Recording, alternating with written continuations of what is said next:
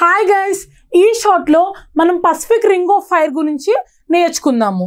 ఎందుకు నేర్చుకుంటున్నాం? First of all, రీసెంట్గా అలాస్కాలో 7.3 మ్యాగ్నిట్యూడ్ 7.3 తీవ్రతతో ఎర్త్క్వేక్ భూకంపం అనేది రావడం జరిగిందనమాట.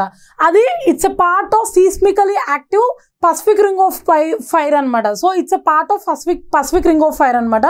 So first of all, Pacific ring of fire అంటే ఏంటో మనం చూద్దాం అనమాట ఈ షార్ట్లో.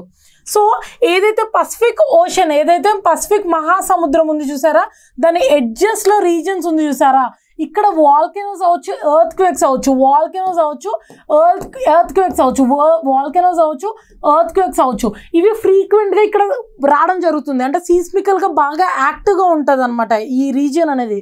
ఎర్త్ క్వేక్స్ కావచ్చు, వాల్కెనిక్ ఎరప్షన్స్ కావచ్చు అనమాట.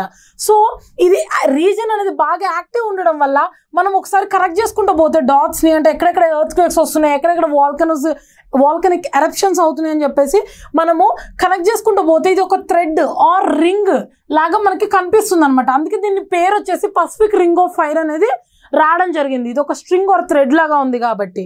సో దీంట్లో 15 కంట్రీస్ అనేది ఇంక్లూడ్ అవ్వడం జరిగింది అనమాట. ఈ రీజియన్స్ లొకేషన్స్లో 15 కంట్రీస్ అనేవి ప్రెజెంట్ ఉన్నాయన్నమాట.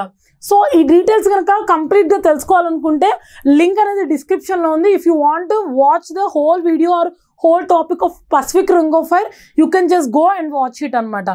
It is about Pacific Ring of Fire. Thank you.